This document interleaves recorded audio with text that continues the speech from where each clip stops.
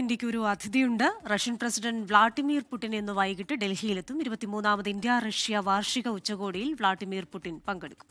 നാളെയാണ് പ്രധാനമന്ത്രി നരേന്ദ്രമോദിയുമായുള്ള നിർണായക കൂടിക്കാഴ്ച. വിനിത വിജയ് ഡൽഹിയിൽ നിന്നും ചേരുന്നു. Vinitha, good morning. അപ്പോൾ പുടിന്റെ ഇവിടെ വന്നിട്ടുള്ള പ്ലാൻ എങ്ങനെയാണ്? Very good morning Hashmi and Christina.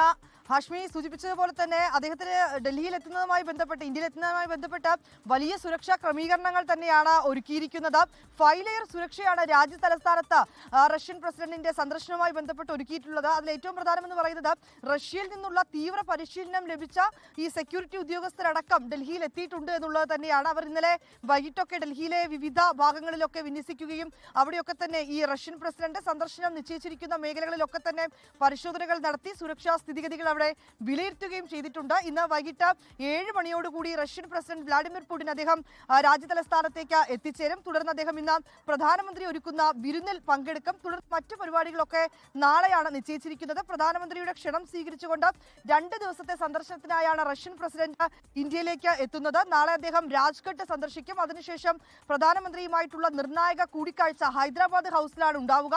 അവിടെ ഇരു രാജ്യങ്ങളും തമ്മിലുള്ള ഈ ഉഭയകക്ഷി ബന്ധം കൂടുതൽ ശക്തമാക്കുന്നതിനുള്ള നടപടികൾ, അതുമായി ബന്ധപ്പെട്ടുകൊണ്ടുള്ള കരാറുകളിലൊക്കെ തന്നെ ഇരു രാജ്യങ്ങളും തമ്മിൽ ഒപ്പുവെച്ചേക്കും. പ്രാദേശിക ആഗോള വിഷയങ്ങളെല്ലാം ഈ കൂടിക്കാഴ്ചയിൽ ചർച്ചയാകും. ഇന്ത്യയെ സംബന്ധിച്ചിടത്തോളം റഷ്യയിൽ നിന്ന് എണ്ണ വാങ്ങുന്നതുമായി ബന്ധപ്പെട്ട് അമേരിക്ക ഏർപ്പെടുത്തിയിരിക്കുന്ന അധിക തീരുവ ഉൾപ്പെടെയുള്ള വിഷയങ്ങൾ ഈ കൂടിക്കാഴ്ചയിൽ നിർണായകമാകുന്ന ഒരു ഘട്ടം തന്നെയാണ് ഉള്ളത്. ആ വിഷയങ്ങളൊക്കെ ഈ കൂടിക്കാഴ്ചയിൽ ചർച്ചയാകുമെന്നാണ് നമുക്ക് വിദേശകാര്യ മന്ത്രാലയത്തിൽ നിന്നൊക്കെ ലഭ്യമായിരിക്കുന്ന റിപ്പോർട്ടുകൾ. ഇത് കൂടാതെ തന്നെ നാളെ രാഷ്ട്രപതി ദ്രൗപദി മുർമു നൽകുന്ന വിരുന്നിലും അദ്ദേഹം പങ്കെടുക്കും. അതിനുശേഷമായിരിക്കും അദ്ദേഹം ഇന്ത്യയിൽ നിന്ന് മടങ്ങുക. വിനിത, എന്താണ് അവിടെ ആകെ ഒരു മൂടാപ്പ്? നേരം പരമ്പര വെളുത്തു വരുന്നതാണോ അതോ ഈ പുകമഞ്ഞെന്ന് പറയുന്ന സംവിധാനമാണോ? എന്താണ് മലിനീകരണം തോതിന്റെ ഒക്കെ അവസ്ഥ? ആ മൂടാപ്പിനിടയിലൂടെ വിനീതയുടെ ആ ചിരിക്കുന്ന മുഖം മാത്രമുണ്ട് അല്ലേ? തെളിച്ചുണ്ട്. അതെ ഹാഷ്മി, ഡൽഹിയെ സംബന്ധിച്ചിടത്തോളം അതിരൂക്ഷമായിട്ടുള്ള വായു മലിനീകരണം തന്നെയാണ് നേരിടുന്ന ഏറ്റവും വലിയൊരു പ്രശ്നം. അത് നമുക്ക് ഈ കഴിഞ്ഞ ദിവസങ്ങളിലൊക്കെ തന്നെ ഈ ആരോഗ്യ മന്ത്രാലയം ഒക്കെ പറയുമ്പോഴും അവർ അത് മലിനീകരണം നിയന്ത്രിക്കുന്നതിനുള്ള നടപടികൾ സ്വീകരിക്കുന്നു എന്നൊക്കെ തന്നെ പറയുമ്പോഴും ആരോഗ്യ വിദഗ്ധർ പറയുന്നത് ഡൽഹിയെ സംബന്ധിച്ചിടത്തോളം ഇവിടെ നിൽക്കുന്ന ആളുകൾ അവർ അതിരൂക്ഷമായിട്ടുള്ള ആരോഗ്യ പ്രശ്നങ്ങൾ നേരിടുന്നുണ്ട് എന്നുള്ളത് തന്നെയാണ്. ഈ ശ്വാസതടസ്സം, അലർജി ഉൾപ്പെടെയുള്ള ഗുരുതരമായിട്ടുള്ള പ്രശ്നങ്ങൾ, അത് ഏറ്റവും പ്രധാനം. ഈ കഴിഞ്ഞ വർഷത്തെ അപേക്ഷിച്ച് ഈ വർഷം ഈ ശ്വാസതടസ്സവുമായി ബന്ധപ്പെട്ട ആരോഗ്യ പ്രശ്നങ്ങൾ കാരണം ആശുപത്രിയിലൊക്കെ എത്തുന്ന ആളുകളുടെ എണ്ണത്തിൽ വലിയൊരു വർധനവ് ഉണ്ടായിട്ടുണ്ട് എന്നാണ് ഡോക്ടർമാർ ഉൾപ്പെടെയുള്ളവർ പറയുന്നത്. എനിക്ക് പിന്നിൽ ഈ കാണുന്നതും പുകമഞ്ഞും വായു മലിനീകരണവും ഒക്കെ തന്നെയാണ്. ഇന്നലെ ഇത് 400-ന് മുകളിലേക്ക് AQ പോകുന്ന ഒരു പശ്ചാത്തലം തന്നെയാണുള്ളത്. മലിനീകരണം നിയന്ത്രിക്കുന്നതിന് വേണ്ടി എല്ലാ നടപടികളും സ്വീകരിക്കണമെന്നൊക്കെ നേതാക്കൾ ആവശ്യപ്പെട്ടിട്ടുണ്ട്. ഡൽഹി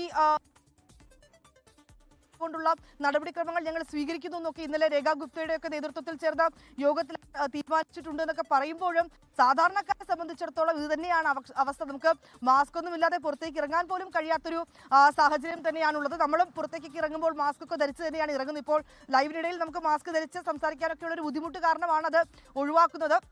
തീർച്ചയായും അത്തരത്തിലേക്ക് പ്രതിദിനം ഈ വായു മലിനീകരണം വർദ്ധിച്ചു വരുന്നത് ഡൽഹിയെ സംബന്ധിച്ചിടത്തോളം വലിയ ആശങ്കപ്പെടുത്തുന്ന ഒരു കാര്യം തന്നെയാണ്. ഹാഷ്മി, ക്രിസ്റ്റീന. ഉറപ്പായും താങ്ക് യു വിനിത. അപ്പോൾ എന്തായാലും അത് രാജ്യ തലസ്ഥാനമാണ്. രാജ്യ തലസ്ഥാനത്ത് ആ അവസ്ഥ അങ്ങനെ തുടരുന്നത് രാജ്യത്തിന് തന്നെ സങ്കടകരമാണ്. എന്ന് പറഞ്ഞാൽ ഹരിയാനയിലും ഡൽഹിക്കാരുടെ മാത്രം കുറ്റമല്ല, ഡൽഹിക്കാരുടെ കുറ്റം ഇല്ലാന്നല്ല, ഹരിയാനയിലും കർഷകർ കത്തിക്കൽ, മറ്റേ ദീപാവലിക്ക് പടക്കം പൊട്ടിക്കൽ ഒക്കെയുള്ള വലിയ പ്രശ്നങ്ങൾ അവിടെയുണ്ട്. അപ്പോൾ അങ്ങനെ അത് നാൾക്ക് നാൾ ഏതെങ്കിലും തരത്തിലൊരു പരിഹാരമില്ലാത്ത രീതിയിൽ കൂടുതൽ മലിനമാകുന്നു. ഡൽഹിക്കാർ അവിടെ കഷ്ടപ്പെടുകയാണ്. പക്ഷെ പുടിൻ വരുന്നുണ്ട്. പുടിൻ ഔദ്യോഗിക വാഹനമായ ഓറസ് സെനറ്റ്. അപ്പോൾ അതിനകത്ത് പ്രത്യേകിച്ച് വേറെ ബ്രീത്തിങ് സംവിധാനം ഉണ്ടാവുമായിരിക്കും.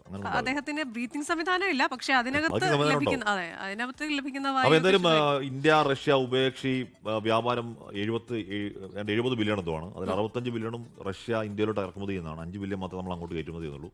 അപ്പോൾ ആ വ്യാപാര കമ്മി ഒരു നിവൃത്തിയില്ല എന്ന് ഇന്ത്യ പലയാവർത്തി പറഞ്ഞിട്ടുണ്ട്. അപ്പോൾ അത് 100 കോടിയാക്കാനാണ് പുടിന്റെ വരവ്. നമ്മുടെ താല്പര്യം കൂടി അതിൽ സംരക്ഷിക്കപ്പെടും എന്ന് പ്രതീക്ഷിക്കാം. കാര്യങ്ങൾ മാറ്റം. ഒപ്പം തന്നെ അപ്പുറത്ത് ട്രംപ് ഉണ്ട്. ട്രംപ് റഷ്യയുമായി പിണക്കത്തിലാണ്. അപ്പൊ ഇതൊക്കെ ഈ കാര്യങ്ങളൊക്കെ തീരുവയുമായി ബന്ധപ്പെട്ട കാര്യങ്ങൾ ഇതൊക്കെ ചർച്ചയാവും. പുടിൻ കേവലം ഒരു സന്ദർശനം മാത്രമല്ല, ലോകത്തെവിടെയായാലും ഏത് സമയത്തും 24 വാർത്തകളും ഓഗ്മെന്റഡ് റിയാലിറ്റി പാക്കേജുകളും എക്സ്പ്ലെയിനറുകളും വിശദമായി കാണാൻ ഞങ്ങളുടെ യൂട്യൂബ് ചാനൽ നിങ്ങൾക്ക് സബ്സ്ക്രൈബ് ചെയ്യാം.